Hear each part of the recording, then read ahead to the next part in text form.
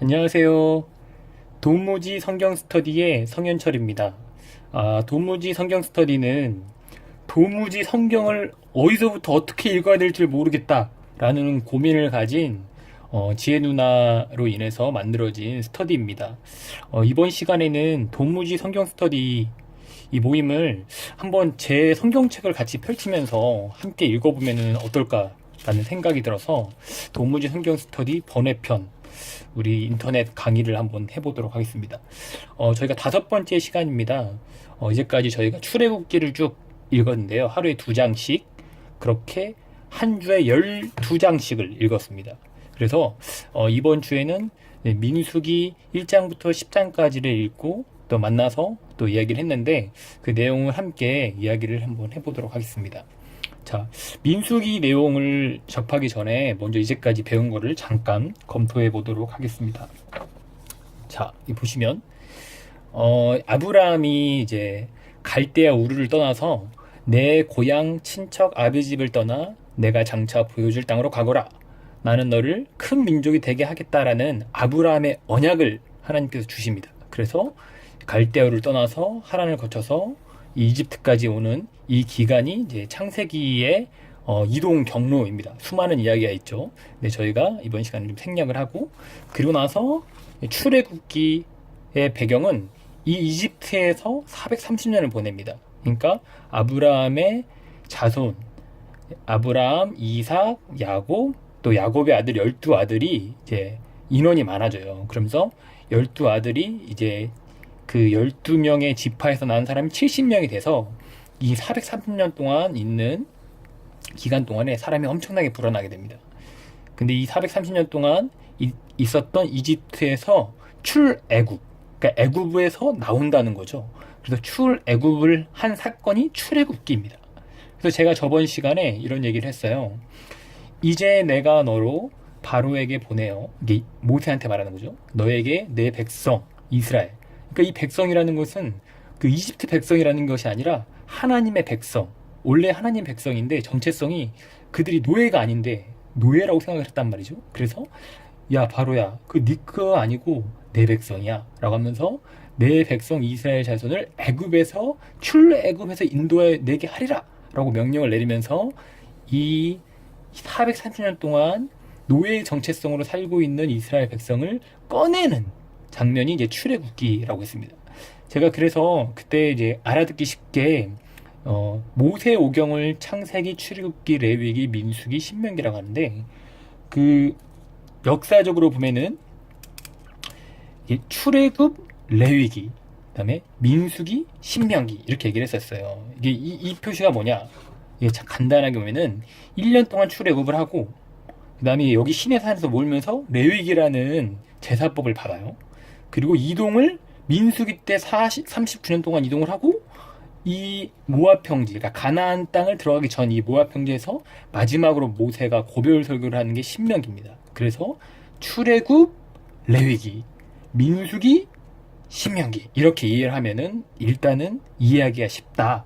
그렇게 얘기하면서 1년 39년 그래서 광야가 40년 기간 동안 보내는 이야기가 모세 오경의 큰 배경이라고 이야기를 했었습니다. 자, 그러면 저희가 지난주까지 이 출애굽 여정을 하고 레위기에서 율법 받고 이제 성막까지 짓는 것까지 다 배웠습니다. 이제는 이 시내산에서 나와서 이제 가나안 땅에 들어가기 직전 이 민수기를 저희가 다루는 본문을 들어갈 것입니다. 자, 그럼 민수기. 자, 민수기라는 말의 뜻은 넘버스라고 영어로 돼 있어요. 그래서 이 넘버스가 숫자를 세다라는 말인데 이스라엘의 민족을 계수한 숫자를 센 2번의 사건에서 유래된 말, 그 numbers라는 거죠. 그래서 민수기는 인구조사에 대한 이야기가 있습니다. 그래서 첫 번째 인구조사, 두 번째 인구조사를 왜 할까요? 왜냐면은 이 출애굽이 이제 나가면은 여기 이제 광야에서 수많은 민족들의 적군과 이제 둘러싸여서 행진을 할 텐데 그때 행진할 수 있는 군사를 모집하는 거죠. 그래서 군사를 모집해서 실제로 여기서 군사가 가능한 청년들을 모집하는데 그 장정만 60만이라 그래요. 근데 남자가 60만인데 보통 아내가 있고 자식이 둘 있다고 해서 60만 곱하기 60만 곱하기 4 해서 240만. 240만이 움직이는 거죠. 어마어마하죠. 이게 느낌이 잘 안 오는데 240만 명의 대군사가 나니아 연대기 아니면 반지하왕처럼 행진을 한다는 거예요. 행군. 그리고 싸움도 하고 이제 성막에 머물고 진을 치고 다시 이동하고 이런 성막하는 이 이야기가 있는데 어쨌든 행진을 하기 위해서 이 전쟁에 나갈 수 있는 인구를 조사, 숫자를 세는 장면이 민수기다. 그러니까 신에서 출발하는 뜻이죠. 그래서 이집트를 쳐난 1세대가 약속의 땅으로 들어가는 2세대가 이 두 번의 숫자의 인구 조사를 하는 과정을 나타내는 게 이제 Numbers, 두 번의 인구 조사를 하는 이야기다. 라는 일단 책의 제목이 있습니다. 그럼 민수기의 구조를 잠깐 살펴볼까요?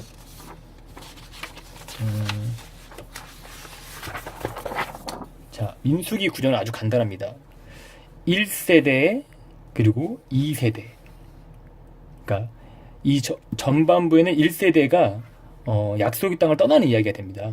그리고 후반부에는 2세대가 다시 약속의 땅을 떠나는 이야기가 됩니다. 그 중간에 비극적인 전환기가 있는데 1세대가 순종을 하지 않고 불순종을 말미암아서 1세대가 다 전멸해요.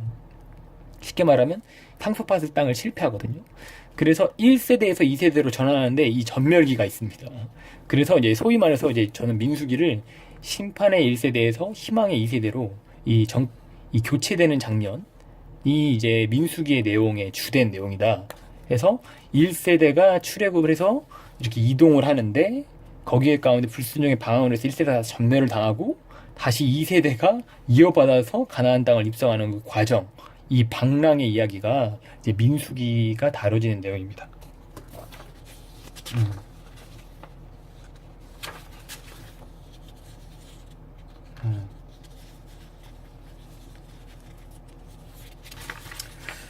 자, 그러면 한번 저희가 이제 민수기 1장부터 10장 1세대 행진을 향한 준비 함께 보도록 하겠습니다.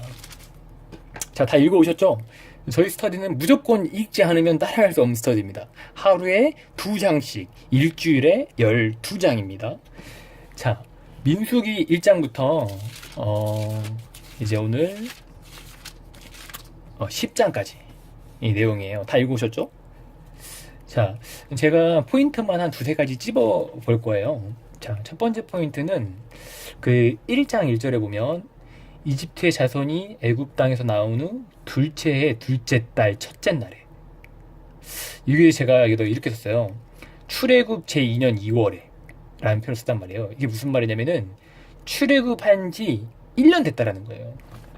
제가 무슨 말을 했냐면 아까 이렇게 설명했죠? 출애굽을 한 지 1년. 그러니까 출애굽을 1년 딱 됐을 때 1월에, 그러니까 2월에 이제 모세에게 이르기를 민족을 계수해라. 출발하겠다. 그러니까 쉽게 말하면 이 표시를 함으로 인해서 1년이 됐구나. 지금 애굽 땅에서 나온 지 둘째 해, 그러니까 첫째 해에 나왔다는 거예요. 이제 1년이 지나서 둘째 해 첫날에 이제 계수를 하면서 1년이 지나고 제가 말했죠? 1년 39년, 광야 40년. 그러니까 1년이 지나는 장면이 이제 민수기 첫 장부터 시작되는 거죠. 그래서 너희는 이스라엘 자손의 모든 회 중 각 남자의 수를 그들의 종족과 조상의 가문에 따라 그 명수대로 계수할지니 싸움에 나갈 수 있는 20세 이상의 사람을 진영대로 계수하되 각 지파, 12지파의 가문대로 이제 너희와 함께하라 라고 하면서 이제 숫자를 셉니다. 그래서 이 숫자를 세면서 1장부터 10장까지는 아직 출발은 하진 않아요. 이제까지 성막 그리고 레위인들 행진할 때는 어떻게 진을 짜고 어떻게 움직일지에 대한 준비 작업이 1장에 있거든요. 그럼 행진은 언제 하냐? 저희가 읽었던 10장 11절. 그러면은 여기 똑같은 얘기죠. 여기 똑같은 말이에요. 둘째의 둘째 달. 둘째의 둘째 달. 저도 표시를 해야겠네요. 둘째의 둘째 달에 구름이 성막에 떠오르매. 이게 무슨 뜻이냐?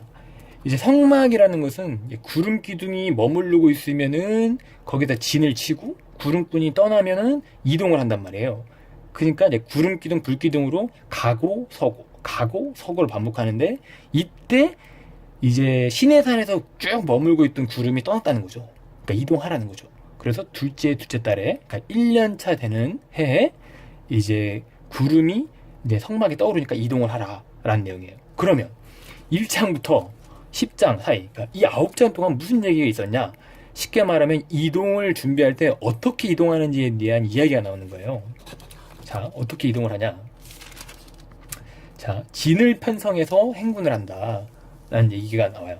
그래서 숫자를 쭉 세는데 여기 보면은 2장 2절에 보시면 이스라엘 자손이 각각 자기의 진영의 군기와 군대 깃발이에요. 자기의 조상의 가문인 기호의 곁에 진을 치되 회막을 향하여 사방으로 쳐라. 그러니까 평소에 이동할 때 말고 이동 전에 딱 성막을 칠 때 이렇게 성막을 어떻게 그 대열을 짜는지가 나온단 말이에요. 그 대열에는 그 군기가 있는데 제가 주석을 찾아보니까 이 군영의 깃발에는 우리가 출애굽기 때 대제사장의 흉패에 12가지의 그 보석을 이렇게 박았다고 이제 얘기하는데 여기 보석마다 색깔이 있었잖아요. 그 색깔이 보통 그 기에 있는 그 배경색인 거예요. 12가지 색이 있는 거죠. 이 배경색에 마크가 있거든요. 이 마크가 보니까 유다 지파는 사자가 그림이, 에브라임 지파는 황소 그림이, 단 지파는 독수리 그림이 이렇게 그 깃발에 군기 모양이 있는 거죠. 군기가 펄럭이 있는 거죠. 그러니까 이 군사에 펄럭거리는 그 군기를 다 배치를 하는 거예요. 그러면서 이제 여기서부터 동쪽, 남쪽, 서쪽, 북쪽에 진영마다 군기가 있을 것이다 라고 얘기합니다. 그러면 이제 그림을 제가 표시를 해보면은 이 내용이 다 이제 배치도에 대한 이야기가 이제 2장에 펼쳐지거든요. 근데 잘 읽으셨습니까? 동쪽에는 유다지파, 이사갈지파, 스불론이, 북쪽에는 단지파, 아셀지파, 납달리가, 서쪽에는 에브라임지파, 므낫세, 베냐민이, 남쪽에는 루벤, 시몬, 갓지파, 12지파가 이렇게 있고, 그 다음에 이 성막을 가운데로 중앙으로 둡니다.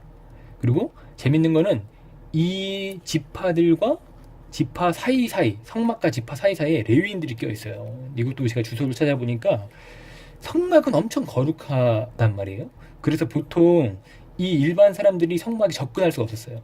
그래서 레위인들이 이 하나님의 임재가 있는 성막과 그 하나님의 백성 간에 그 중재를 하는 의미에서 레위인들이 중간중간에 껴있다고 합니다. 이게 이제 진을 칠 때 이제 배치도인 거죠. 이 진을 칠 때 배치도가 이렇고, 그러면은 이제 구름이 머무를 때는 이렇게 있는 거예요. 근데 구름이 그러면은 떠나가지고 행군할 때는 어떻게 되냐면, 뒤에 행군할 때도 이 표시가 돼 있어서 제가 표시를 해봤는데, 자, 행군할 때는 저희가 10장을 읽어봤을 텐데, 언약궤가 제일 앞에 앞서갑니다. 그래서 언약궤가 이렇게 있고, 그 십계명이 있고, 아론의 쌍난 지팡이가 있고, 이런 언약궤가 앞에서 행군을 하고 출발하면 동쪽, 남쪽, 서쪽, 북쪽. 이것도 참 재미있는데 이 유다가 이제 루벤 이후에 이제 장자잖아요. 그래서 이제 동쪽이 이제 약간 이게 좀 표현이 그렇지만 우월한 순이에요. 약간 이래서 가장 선두에 이제 동쪽에 있는 유다, 그 다음에 이제 성막을 준비하고 움직이는 레위인들, 그 다음에 이제 남쪽 지파 사람들, 그 다음에 이제 거룩한 물건을 가진 또 레위인들, 이렇게 그 지파 레위인 이런 식으로 이렇게 행군하는 순서가 있고, 이 순서도 이 가장 중요한 것이 선두로 이렇게 쭉 배열해서 이 법궤를 중심으로 이스라엘 백성이 쭉 따라가는 거죠. 그렇습니다. 그래서 다시 돌아오면은, 그래서 진을 칠 때는 이렇게 모양으로, 그 다음에 행진할 때는 이 모양으로 이렇게 움직인다. 근데 이제 사람들이 보통 이 진을 천막 치는 것을 어떻게 보면은 사람들이 그 한강에 천막 치듯이 막, 아니면 무슨 계곡에서 천막 치듯이 아주 간단하게 생각하는데, 지금 보면은 이게 저희가 지금 240만이란 말이죠. 근데 저는 이 규모가 어마어마할 것이다 라고 생각이 들어요. 그래서 저는 그냥 제가 스터디하는 분께 이런 표현을 썼는데, 아마 그 뭐랄까요, 이게 강북, 강남, 강동, 강서지부, 이게 서울이잖아요, 서울. 이 서울에, 이 서울이 그냥 들려가지고 움직이는 정도로 이게 사이즈가 엄청 컸을 것이다. 그러니까 엄청 큰 모양의 숲이다. 그리고 성막과 이스라엘 백성 사이에는 1km 정도를 거리를 떼라고 그러거든요. 그러니까 거리를 떼서 크게 그 배치가 어마어마하게 크게 돼 있는 대장정의 모양이고, 그럼 반대로 이 행진하는 모습도 이게 어마어마한 거죠. 이게 저희가 속된 말로 이제 그 전쟁에서 이 피난을 한다고 하잖아요. 이 대한민국 사이즈의 이 사이즈는 대한민국 사이즈의 거의 10배가 넘는 사이즈라고 하는데, 그 대한민국 사이즈 10배가 넘는 하는데, 이게 서울 이 도시만한 크기가 이게 엄청난 행진을 그냥 이렇게 막 이렇게 하는 거예요. 그러니까 이 깃발이 그래도 제가 나니아연대기적인 느낌, 반지의장 느낌처럼 이 각 지파별로 깃발이 있을 거 아니에요. 깃발이 펄럭이면서 이 법궤가 앞으로 선두에 쭉 가고, 법궤도 닿으면 죽는단 말이에요. 그래서 법궤로부터 1km 멀리 떨어지면서 이 법궤 앞에서 제사장들이 법궤를 들고, 또 제사장 일부는 또 나팔을 불어요. 그래서 나팔로 부부부 하면은 그 소리를 듣고 이제 우리가 출발하는구나 생각을 듣고, 사람들이 이제 일장 정렬을 하는 거죠. 정렬 하면서 이제 깃발을 펄럭이면서 이 물건 딱 챙기면서 질서정연하게 이 나팔의 찬양과 말씀의 법궤를 선두로 이 동쪽, 남쪽, 서쪽, 북쪽이 이 진영의 그 깃발을 펄럭이면서 쫙 모집하고, 또 다시 이제 구름이 생기면 다시 정렬대로 쫙 이렇게 진을 친다는 거죠. 이게 굉장히 멋있는 장면이에요. 그래서 이 2장부터 이 8장의 그 정렬, 군대 갔다 오면 군대 잘 안 돼. 정렬, 이 느낌이 어마어마하게 굉장한 장면들이 펼쳐집니다. 어쨌든 2장은 그래서 부대 편성 및 행군 순서가 나와 있는 장이다 라고 하면서 이제 동쪽, 그 다음에 남쪽, 서쪽, 이제 북쪽에 이렇게 진을 친다 라고 이게 나와 있습니다. 그리고 이제 제사장에 대해서도 특별히 이제 동서남북 했으면 제사장의 지위에 대해서도 이렇게 나와요. 레위인들은 어떤 행동을 할 거다, 이게 3장에 나오고, 특별히 이 3장에서 레위인들이 이제 자손이 게르손, 고핫, 무랄이라고 3장 17절에 있습니다. 이 3장 17절에서 이게 참 중요한 게 뭐냐면은, 첫째는 사실 게르손인데 둘째 고핫을 더 높이 평가해요. 그게 아마 뭐 야곱 이후로 그 둘째에 대한, 그러니까 하나님의 그 축복권을 받은 둘째에 대한 강조가 있어서 그런 건지도 모르겠지만, 왜 그러면 둘째 고핫을 중요하게 생각하냐? 성경은 되게 구조적인데, 보시면 4장에 보시면은 이제 4장은 레위 자손의 임무에 대해서 나오는데, 고핫 자손을 보세요. 고핫 자손은 1절부터 무려 20절까지 있잖아요. 근데 게르손은 10줄, 그 다음에 무라리는 5줄이에요. 그러니까 이거 참 재밌는 게, 앞으로 성경 읽을 때 분량을 많이 차지하는 것, 이게 되게 중요한 임무를 가지고 있어요. 실제로 또 고핫은 이 성막에 대한 그 성막의 이제 지성소와 성물 안에 성물들을 관리하는 아주 중요한 일을 하고 있고, 게르소나 무나리는 그 지성소 외에 성소나 성막들에 대한 구조물을 순차적으로 갖고 있단 말이에요. 그러니까 중요한 물건을 가진 순서대로 레위 지파 안에서도 이렇게 중요성에 따라서 이렇게 움직인다라는 거죠. 그래서 물건이 거룩한 것에서 평범한 것 순으로, 그다음에 아주 중요한 것부터 덜 중요한 것 순으로 이렇게 임무가 주어진다라는 내용이 이제 4장의 내용이 쭉 있습니다. 어쨌든 저는 행진하는 순서에 좀 방점을 찍어서 고핫이 중요한 임무, 그 다음에 게르손, 무나리 순으로 레위인들이 이렇게 있었다라고 얘기를 합니다. 실제로 참 재밌는 게, 그 동쪽이라는 개념이 되게 중요한 개념이에요. 그러니까 더 귀한 개념인가 봐요. 그 다음이 이제 남쪽이라고 하거든요. 그래서 보시면은 재밌는 얘기지만, 성막을, 이 3장에 대한 성막의 위치가 있는데, 오른쪽에는 이제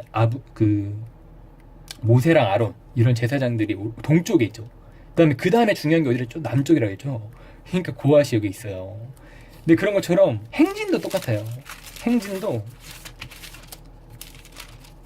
이게 뭐야? 법궤가 제일 중요하죠. 동쪽, 그 다음에 남쪽 순이잖아요. 그러니까 지파 행진이나 그 다음에 이 배치도가, 성막 배치도까지도 이렇게 동쪽이 중요한 느낌, 남쪽이 중요한 느낌, 그 다음 순, 그 다음 순, 이렇게 돌아가는 식으로 되게 질서정연하게 배열이 되어 있다라고 라는 것을 그냥 한번 발견하지 못하셨을까봐 이렇게 한번 보고 4장에 넘어갑니다. 다음에 5장과 6장, 다음에 이제 이런 데에서는 이제 법률에 대한 이야기가 나오는데 이거는 그냥 간단히 넘어가도록 할게요. 그 다음에 6장은 나시린에 대한 법이 나오죠. 그 나시린에 대해서도 되게 궁금해하시는 분들이 많았어요. 근데 나시린은 서원된 자, 구별된 자라는 뜻인데 그때 당시에 사실 레위인만 하나님과 가까이 할 수 있었거든요.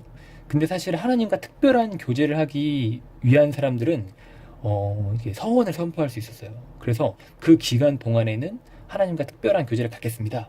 그러니까 이건 어떻게 예를 들어야 될지 모르겠는데 저희가 뭐 예를 들어서 자식을 못 낳거나 하면 하나님 내가 유산을 계속 하는데 하나님 자손을 주신다면은 그 하나님께 바치겠습니다. 할 때 이제 서원기도 시간을 선포하고 그 기간 동안에는 자기 몸을 구별해서 하나님께 드리면서 그 실제로 한나의 기도 또 사실 서원기도를 하잖아요. 그 사물에 그런 거 같은 아니면 자기가 인생에서 특별한 일이 있을 때 구별된 시간을 갖는단 말이에요. 그래서 서원된 기간 동안에는 포도주나 독주, 술을 마시지 못하고 삭도를 그 머리에 대지 말고 두 번째, 세 번째는 시체에 가까이 하지 말라. 이 세 가지를 너무 문자적으로 받아들이지 마시고 구별된 시간을 따로 띄워드렸다라는 그 의미를 잘 기억하시면서 우리가 이제 하나님과 가까이지기 전 그런 아주 막연할 때 가끔 신학생들이나 이제 믿음 좋으신 집사님들이 이제 많이 이제 기도원을 가세요. 어떻게 보면 그 기도원에서 금식을 하면서 하나님의 말씀을 잘 들어보려고 하는 그 기간, 그런 기간이 어떻게 보면은 나시린처럼 그 기도원에 있는 기간 동안에는 각별히 신경을 써서 지정된 예식에 따라서 이제 구별된 삶을 이제 살아야 된다라는 뜻이죠. 그래서 이제 나시린은 일정 기간 동안 선포하거든요. 뭐 일주일, 한 달, 뭐 3개월 이렇게 다 이렇게 법대로 있는데 그 기간이 끝나면 이제 머리를 깎죠. 머리를 깎고 다시 일상으로 돌아가죠. 예배를 드리고 일상 돌아가는 그런 나시린에 대한 법이 있는데 이건 나중에 또 자세하게 다뤄보도록 하겠습니다. 그리고 이제 6장 22절에 보시면은 이 축복하는 장면이 나와요. 그러면 여호와께서 모세에게 말씀하여 이르시되 아론과 그의 자손들에게 말하여 이르기를 너희 이스라엘 자손에서 이렇게 축복하라. 이런 표현이죠. 이스라엘 자손을 이렇게 축복하라. 이거를 이제 누군가 이제 주석에서 이런 표현을 쓰더라고요. 최초의 축도다. 그러니까 이스라엘 백성들에게 이제 제사장이 축도하는 거죠. 저희도 이제 담임 목사님이나 이제 원로 목사님에게 축도를 받잖아요. 축복 기도를. 근데 그 이제 유명한 구절이죠. 이 유명한 구절. 저희 어머니께서는 이 구절을 어렸을 때 저한테 이 네개라는 말을 제 이름으로 바꿔서 불렀었어요.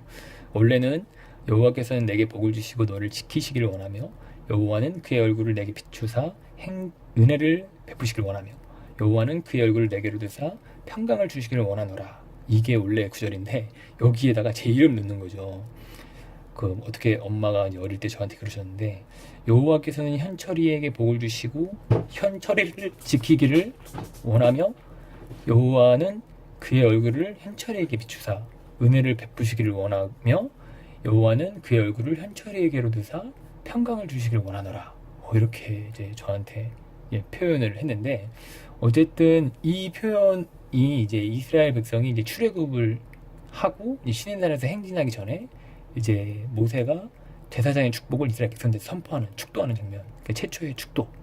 그래서 이거 많이 이제 붙어 있어요. 이 가정집에 이 액자로도 많이 붙어 있고. 근데 이런 구절이 이제 제사장의 축복을 통해서 이스라엘 백성들이 여호와의 이름 위에 머물게 되고 그 이름 위에 머물게 되면 이제 우리 삶에서 여호와를 이제 직접적으로 경험할 수 있는 축복을 받기를 원한다. 여호와께서 우리와 함께 하시다 하는 축복을 이제 하죠. 그리고 이제 행진하기 직전에 또 마지막으로 예배를 드립니다. 각 12지파가 실장에서 헌금을 내면서 예배를 딱 드리고 나서 이제 8장에는 이제 이동을 해야 되잖아요.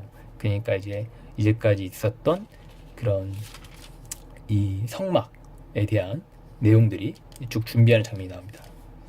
그러면서 이제 이 마지막 예배를 이제 이 두 번째 유월절, 이게 참 재밌는 거예요. 왜냐면은 여기 보면 애굽 땅에서 이제 9장 1절에 보면 애굽 땅에서 나온 다음에 첫째 달에, 이게 뭐냐면은 이렇게 보통 이제 이스라엘 역사에서 유월절이 니산원이라고 해서 3월에서 4월인데 그러니까 쉽게 말하면 오늘날식으로 얘기하면은 작년 4월에 너네들이 출애굽을 했어. 근데 이제 올해 4월이 딱 됐단 말이야. 딱 1년 되던 해. 보시면은 1년 되던 해 이제 이 6월절을 맞이한 거예요.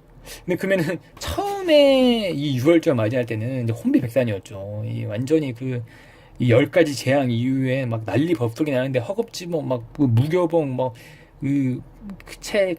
있지도 않은 먹을 거를 막 집으면서 막 허겁지겁 오합지졸로 막 나왔는데, 재밌는 거는 두 번째 6월절을 맞이할 때는 하나님의 임재인 성막과 함께, 그러니까 무슨 말이냐면은 첫 번째는 오합지졸이었는데 두 번째 6월절 때는 되게 아까 말했던 이 진영을 갖추고 이 체계적으로 갖추고 누가 어디서 출발하고 어디서 모이고 이렇게 질서정연한 모양으로 바뀌었단 말이죠. 그래서 저는 이제 여기다가 메모를 이렇게 놨어요. 두 번째 출발은 좀 달랐다. 처음에는 오합지졸이었는데 두 번째 출애굽을, 그러니까 이 6월절 맞을 땐 정예부대의 모습으로 이 최선을 다해서 이제 성막을 준비하고 온전하게 예배한 후에 출발한다. 이게 멋있잖아요. 모양이 되게 달라요. 그래서 이제 9장 1절에 보시면 1년 되는 해. 작년을 생각해보면 난리 법석이었는데 이제 1년 지나니까 여러 가지 이제 율법도 만들고 질서도 생기고 이제 이동하는 진열도 갖추고 배열도 갖추면서 이렇게 멋진 군사로 이동하는 장면이 이렇게 나온다는 말이죠. 그래서 제가 이렇게 메모를 했어요. 첫 번째 6월절이 이집트에서 이스라엘의 장자들의 죽음에 의해서 나오는 혼비백산의 상태에서 나왔다면은 두 번째 6월절은 하나님의 임재인 상징인 성막과 그 진열, 배열이 딱 갖춰준 아주 질서정연한 모습으로 이렇게 딱 출발한 장면이 나온다라는 내용입니다. 그래서 이제 구름기둥 불기둥으로 인도하신다는 내용이 나오고, 이제 10장에서 나팔을 불면서 출발한다라는 거예요. 이 법궤를 다루는 사람들이 제사장들인데 제사장들이 법궤도 매지만 나팔을 불어요. 그래서 이 10장에는 나팔의 쓰임에 대해서 얘기거든요. 제가 아까 말씀드렸잖아요. 이 나팔이 불지 않으면은 도무지 240명이 통제가 안 돼요. 그럴 것 같지 않아요? 이렇게 말했잖아요. 여기 제가 여기 아까 비유로 강부, 강남, 강서지구, 강동이란 말이에요. 이 서울이 움직여야 되면 나팔 그냥 크면 안 되고 엄청 큰 소리로 불렀을 것 같아요. 그래서 부부 하면은 이 적군이 쳐들어온다 하면은 이 대열을 갖춰라 하면서 군대가 딱 대열을 갖추고 군사 준비를 하고 이제 이 모여라 하면 부 한번 하면은 이 대열을 갖추면서 딱 대열 딱 자기 위치 딱딱딱딱 이렇게 가면서 위치를 잡는다는 거죠. 그러면서 이제 행진할 때 이제 나팔을 불면은 여호와께서 이제 함께 기억하면서 대적을 쌓아서 구원하리라, 이런 얘기인데, 마지막으로 이 얘기를 하고 싶어요. 이게 어떻게 보면은 이렇게 되게 위험한 땅을 지금 이동하는 거잖아요. 그래서 이 이동 경로에 대해서 이 성막을 오늘날의 예배식으로 바꿔볼 수 있어요. 무슨 말이냐면은 이 처음에 출발할 때 실제로 적군이 출발했다 하면 부부 하고 이 군사들이 다 깃발 대열하잖아요. 그러니까 저희가 이제 예배 드릴 때 보통 이 찬양으로 예배를 열고 그 다음에 말씀을 듣고 그다음에 축도로 마치잖아요. 근데 저희가 이제까지 이 민수기 10장을 제가 오늘날의 버전으로 한번 설명해 보자면은 그 시작할 때 그 찬양단이 나와서 이 영적 전쟁을 하러 나가는 이 두려워하는 이스라엘 민족들이 여기 누구한테 사방 이웃 싸움지 모르는데 그때 부부 하면서 여호와가 너희를 기억할 것이다, 여호와를 너희 대적에서 구원할 것이다 라고 하면서 여호와가 우리와 함께 하신다 라는 모양을 딱 이렇게 딱 하는 거죠. 그래서 우리가 예배 시작할 때 이 찬양으로 정신을 딱 차리는 거예요. 그래, 하나님이 우리와 함께 하시고 우리의 구원자와 우리 구세주는 하나님밖에 없어 라고 하면서 찬양으로 이 진열을 갖추는데, 이 영적 전투에 예배의 장을 팍 여는 게 이 찬양단의 역할이었다는 거죠, 그때 당시. 그래서 나팔로 찬양을 열고 그 법궤를 의지해서, 그러니까 하나님의 말씀을 의지해서 백성들이 따라오는 거죠. 그러니까 우리도 이제 이 한 주간 전쟁터 같은 삶을 살다가 일요일 날 이제 이 성막 같은 그 일요일 예배 딱 머물면서 이제 있다가 다시 이제 우리가 이제 한 주를 살아갈 거란 말이에요. 그 한 주를 살아가기 위해서 일요일 날 예배를 드리는 말이에요. 그때 이제 영적 전투를 하기 전에 찬양단이 예배를 쫙 열고, 그 다음에 이 여호와의 법궤의 말씀에 의지해서 말씀을 듣고, 그 다음에 이제 우리가 나갈 때 이제 이 말씀을 듣고 이제 아까 말했던 모세의 축복. 자, 여호와께서는 내게 복을 주시고 은혜를 비추고 너와 함께하길 원한다라는 축도로 딱 마치는 장면이 마치 저희가 찬양으로 예배를 열고 말씀을 따라서 이동하고 멈추고 말씀 따라서 가고 멈추고 하는 이 행진의 여정에서 딱 축도하시면서 여호와 정말 우리 함께 하시지 라고 마치는, 찬양으로 열고 말씀에 의지해서 우리가 따라가고 그다음 축도로 마치는 그런 순서가 이 민수기 1장부터 10장까지 우리한테 적용해 볼 수 있는 참 재밌는 주제가 아닌가라는 생각이 듭니다. 그래서 이 말씀에 의지하면서 행진을 출발하는 그 1장부터 10장까지의 내용이 저희가 지난주에 한 주 동안 읽었던 내용입니다. 자, 우리 다음 주에 대한 얘기를 할까요? 자, 다음 주는 또 12장인데 11장부터 25장까지예요. 제가 아까 말했듯이 우리가 1세대, 지금 9세대가 준비하는 장면이 나와요. 근데 이 9세대가 여기서 불순종을 하면서 다 전멸한다 그러잖아요. 그러니까 우리 다음 시간에는 전멸기에 대해서 얘기를 드릴 거예요. 그리고 이제 마지막 후반기에는 이제 세대가 교체되는 내용인데, 어쨌든 다음 시간에는 이 두 번째 시간, 어떻게 1세대가 이렇게까지 준비해서 행군 준비를 했는데 어떻게 그 이집트 이 이동 기간 동안에 어떤 일이 있었기 때문에 원망하고 반역하고 40년을 방황하게 됐는지를 우리 함께 살펴보도록 할 겁니다. 참 재밌습니다. 그러면 우리 다음 주에 이 두 번째 이야기, 도대체 1세대가 이제까지 준비했는데 어떻게 광야에서 39년 동안 방황을 하게 됐는지 함께 살펴보고 또 저와 함께 자세히 복습을 해보도록 하겠습니다.